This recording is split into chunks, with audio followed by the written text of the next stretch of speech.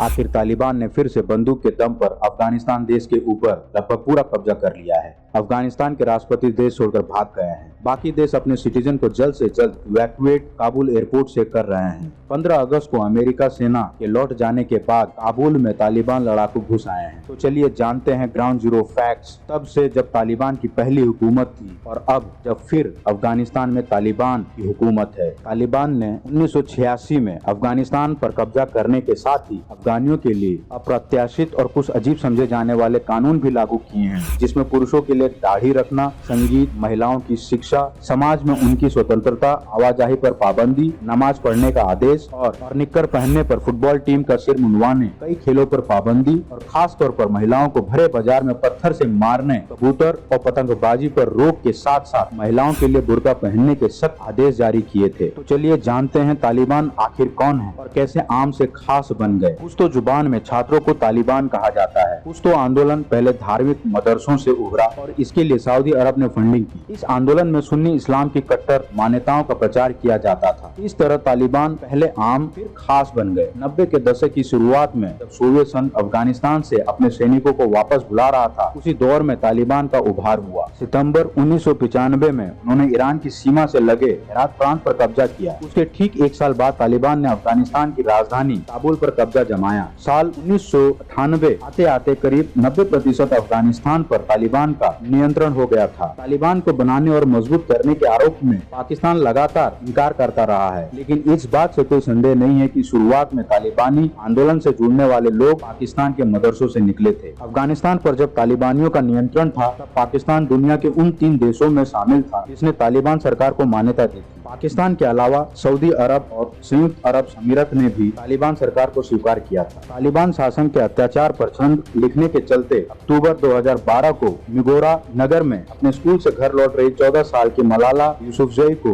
गोली मार दी थी, जिसमें वो गंभीर रूप से घायल हो गई थी। अंतर्राष्ट्रीय स्तर पर इस घटना की काफी निंदा हुई थी। इन हमलों में तालिबान ने पत्रकारों, न्यायाधीशों, शांति कार्यकर्ताओं और रसूख के पदों पर बैठी महिलाओं को निशाना बनाया था। जाहिर है कि तालिबान ने केवल अपनी रणनीति बदली थी, कट्टरपंथी विचारधारा नहीं। अफगानिस्तान में अमेरिकी नेतृत्व वाली सेना ने तालिबान को साल 2001 में सत्ता से बाहर का रास्ता दिखाया था, लेकिन धीरे धीरे ये समूह खुद को मजबूत करने में लग गया और एक बार फिर से उसने लगभग पूरे अफगानिस्तान पर कब्जा कर लिया है। करीब 2 दशक बाद अमेरिका 11 सितंबर 2021 तक अफगानिस्तान से अपने सभी सैनिकों को हटाने की तैयारी कर रहा है, जो कि दोहरा समझौता में तय किया गया था। तालिबान ने अमेरिका के साथ साथ 2018 में बातचीत शुरू कर दी थी। तालिबान की तरफ से मुल्ला बरादर प्रतिनिधित्व कर रहा था, जो आज अफगानिस्तान का राष्ट्रपति की होड़ में सबसे आगे है। फरवरी 2020 में दोहा में दोनों पक्षों के बीच समझौता हुआ, जहां अमेरिका ने अफगानिस्तान से अपने सैनिकों को हटाने की प्रतिबद्धता जताई और तालिबान अमेरिकी सैनिकों पर हमला बंद करने को तैयार हुए। हर किसी के जहन में केवल यही सवाल है कि आखिर जो लड़ाई तालिबान पिछले 20 साल से नहीं जीत पाए थे, वे महज चंद दिनों में कैसे जीत गए। देखा जाए तो काबुल पहुंचने में तालिबान को महीनों नहीं बल्कि कुछ दिन का वक्त लगा। 14 अप्रैल 2021 में अमेरिकी राष्ट्रपति जो बाइडेन ने ऐलान किया था कि 1 मई 2021 से वे अफगानिस्तान से अमेरिकी फौजों की वापसी शुरू कर देंगे और ये वापसी 11 सितंबर 2021 तक पूरी की जाएगी। इस ऐलान ने तालिबान में नई जान फूंक दी और अफगानी आर्मियों की हालत कर दी। 4 मई को तालिबानी आतंकियों ने दक्षिणी हेलमंड प्रांत में अफगानी फौज पर जबरदस्त हमला किया। केवल हेलमंड ही नहीं, उसके साथ तालिबान ने अफगानिस्तान के अलग अलग 6 राज्यों पर भी निशाना साधा। तालिबान के सामने अफगान आर्मी संख्या में बेहद ज्यादा थी। अफगान आर्मी में 3 लाख से भी ज्यादा जवान और अधिकारी भर्ती थे। उनके पास एक से बढ़कर एक आधुनिक हथियार, लड़ाकू विमान और उम्दा टैंक मौजूद थे। लेकिन जब तालिबान ने हमला किया तो ये रेत की दीवार की तरह ढह गए। ग्राउंड जीरो फैक्ट ये है कि अफगानिस्तान सेना को तालिबान संगठन पैसों का लालच भी दे रहा था, जो कोई महीनों से अफगानिस्तान सेनाओं को खाने और तनख्वाह तक नहीं दी जा रही थी। वे खुद अपनी जीवनी से जूझ रहे थे। तालिबान ने अफगान आर्मी पर हथियारों से ज्यादा उनके दिमाग पर हमला किया था। देखा जाए तो अफगान सेना केवल पेपरों पर ही थी, क्योंकि फौज में बड़े पैमानों पर भ्रष्टाचार फैला हुआ था। नेतृत्व करने वाले कमांडरों की कमी अफगानी फौजों में थी। अच्छी ट्रेनिंग और उनका मनोबल ऊंचा रखने के लिए कुछ नहीं किया गया। दूसरी तरफ तालिबान किसी जुनूनी की तरह से अफगान सेना से लड़ रहे थे। अमेरिकी सेना के जाने से अफगानी जवानों का मनोबल पूरी तरह से टूट गया। दूसरी तरफ तालिबान ने शुरुआत में खून खराबा कर डर का माहौल बनाया। उसने अफगान आर्मी के लिए लड़ने वाले कई सैनिकों को टेक्स्ट मैसेज भेजे और उन्हें सरेंडर करने के लिए कहा। जंग के हालात में अमेरिका के अफगानिस्तान से जाने की वजह से कई सैनिक अमेरिका से बेहद नाराज थे। जब तालिबान ने उन्हें सरेंडर करने और माफी देने के लिए संदेश दिया तो अफगानी सैनिक तुरंत राजी हो गए, क्योंकि उन्हें मालूम था कि उनकी मदद के लिए पीछे कोई नहीं है और मरने से बेहतर सरेंडर करना है। चलिए जाने कब क्या हुआ। 14 अप्रैल 2021 में अमेरिकी राष्ट्रपति ने 11 सितंबर तक अमेरिकी फौज अफगानिस्तान से बाहर निकालने का ऐलान किया। 7 जून 2021 तालिबान ने लड़ाई के दौरान 150 अफगानी सैनिकों को मार दिए। 2 जुलाई 2021 अमेरिकी फौज ने चुपचाप बगराम एयरबेस खाली किया। 5 जुलाई 2021 तालिबान ने अफगान सरकार के सामने शांति प्रस्ताव रखने की बात कही। 21 जुलाई 2021 तालिबान के कब्जे में अफगानिस्तान के आधा से ज्यादा जिले आ गए। 26 जुलाई 2021 तालिबान और अफगान सेना के बीच चल रही लड़ाई में 2 महीने में 2400 शहरी मारे गए या घायल हुए। 13 अगस्त 2021 तालिबान का कंधार समेत 4 और राजधानियों पर कब्जा। 15 अगस्त 2021 तालिबान की काबुल पर फतह। यही वजह थी कि अफगानिस्तान में कई राज्यों में अफगानी सेना ने तालिबान से बिना मुकाबले किए और सरेंडर कर दिया। हालत ये हो गई कि इन लोगों के सारे लड़ने वाले लड़ाकों ने न केवल तालिबान से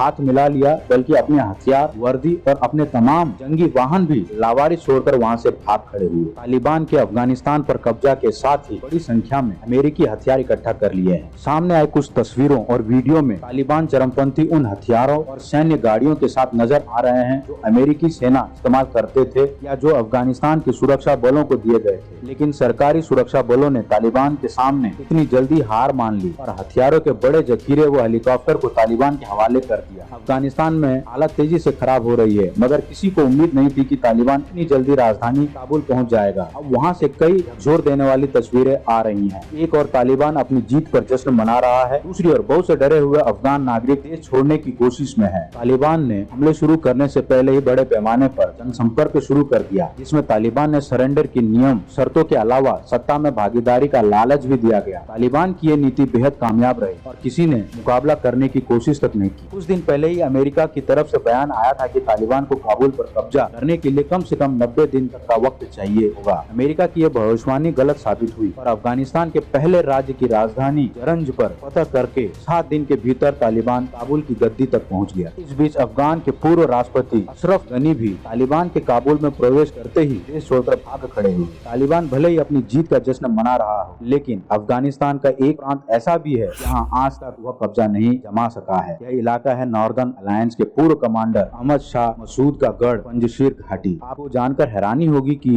एक तरफ जहां तालिबान देश के कई हिस्सों पर कब्जा कर चुका है, वहीं काबुल के पास स्थित पंजशीर पर चढ़ाई करने से आज भी खूंखार आतंकी संगठन 1000 बार सोचता है। अफगान में पंजशीर ही एक ऐसा इलाका है जहां के लोग तालिबान के आतंक के खिलाफ विद्रोह का झंडा बुलंद किए हुए हैं। अफगानिस्तान के उपराष्ट्रपति अमरुल्लाह सालेह भी पंजशीर से ही ताल्लुक रखते हैं। पंजशीर के खौफ का अंदाजा इस बात से लगाया जा सकता है कि 1980 से लेकर 2021 तक इस पर कभी भी तालिबान का कब्जा नहीं हो सका है। पंजशीर पहुंचे उपराष्ट्रपति अमरुल्लाह सालेह ने तालिबान को खुली चुनौती दी है। उन्होंने कहा है कि वह किसी भी परिस्थिति में तालिबान आतंकवादियों के सामने नहीं झुकेंगे। अफगानिस्तान की गन्नी सरकार और अमेरिका का साथी भारत भी आज खुद को अजीब स्थिति में पा रहा है। भारत सरकार ने तालिबान को आधिकारिक तौर पर कभी भी मान्यता नहीं दी है, लेकिन किसे पता था कि 2 महीने में सब इतनी तेजी से बदल जाएगा। काबुल के ताजा हालात के बीच क्या भारत अब भी वही रणनीति अपनाएगा? सच्चाई ये भी है कि पिछले कुछ सालों में भारत सरकार ने अफगानिस्तान पुनर्निर्माण से जुड़ी योजनाओं में लगभग 3 अरब अमेरिकी डॉलर का निवेश किया है। भारत के पास 2 रास्ते हैं, या तो भारत अफगानिस्तान में बना रहे या फिर सब कुछ बंद करके 90 के दशक वाले रोल में आ जाए। अफगानिस्तान के इस संकट में किन देशों का कितना योगदान रहा है? कुछ देशों की इस संकट में सक्रिय भूमिका है। अफगानिस्तान संकट में पाकिस्तान सबसे अहम प्लेयर है। कतर की भी अफगानिस्तान संकट में बड़ी भूमिका है। तालिबान का राजनीतिक दफ्तर कतर के दोहा में ही है। कतर ने अमेरिका और तालिबान में वार्ता के लिए जगह मुहैया कराया था। 2020 में कतर में तालिबान के साथ हुए समझौतों के तहत ही अमेरिका अफगानिस्तान से बाहर निकल रहा है। आइए जानते हैं किसके हाथों में हो सकती है सत्ता। मुला बिरादर 15 लोगों के साथ चाइना मिलने के लिए वहाँ के विदेश मंत्री से चाइना से मिलकर अशरफ गनी को भगाने में कामयाब हो पाए हैं। 1986 में जब तालिबान ने अफगानिस्तान पर कब्जा किया था, यह अहम किरदार में था। भारतीयों के कौतूहल मन में ये जरूर आता है, पाकिस्तान के द्वारा ट्रेंड किए गए तालिबान ने अफगानिस्तान से अमेरिकी सेना को जाने पर मजबूर कर दिया। क्या इसकी वजह से आतंकवाद पनप सकता है या भारत के अंदर तालिबान लड़ाकों का प्रभाव हो सकता है? इसकी सटीक जानकारी यह है ताकि कोई भय या भ्रम न रहे। अमेरिका की सबसे बड़ी शिकस्त का कारण ये था कि अमेरिका के द्वारा वॉर टैक्टिक्स का अभ्यास न होना था। अमेरिका साइबर वॉर में स्टार हो सकता है, हवाई हमले में उस्ताद हो सकता है, मैन टू मैन फाइट की बात आती है वहाँ अमेरिका की इतनी सेना नहीं है। हमारे पास वो सेना है जो दुनिया के आधे से ज्यादा देशों की कुल जनसंख्या से ज्यादा है, जो 1 to 1 युद्ध के लिए महारत रखती है। ये वही सेना है हमारे पास जिसने पाकिस्तान की, उसी सेना को जिसने आज तालिबान को ट्रेंड करके अमेरिका को भगाने में मदद की है। हमने उसी सेना को शिकस्त एक बार दी थी जब 1971 को 95,000 पाकिस्तानी सैनिकों को हमने सरेंडर करवा दिया था। तो हमारी वॉर टैक्टिक्स इससे बहुत ऊपर है। भारत की महारत है, उसके आगे किसी भी प्रकार की चुनौती नहीं टिक पाएगी। इसके लिए बिंदास और मस्त रहें। भारत लंबे समय से ट्रेंड है इन सब से निपटने के लिए। हमारे अधिकांश सरहद हिमालय के मध्य से चलती है और हमारे दोनों शत्रु उन्हीं की आड़ में छुपकर हमला करते रहते हैं और शिकस्त का सामना करते रहते हैं। दुनिया के विशेष दुर्गम परिस्थितियों में भारत की सेना ने अभ्यास किया है, निश्चय ही हमारी सरहद सेफ है।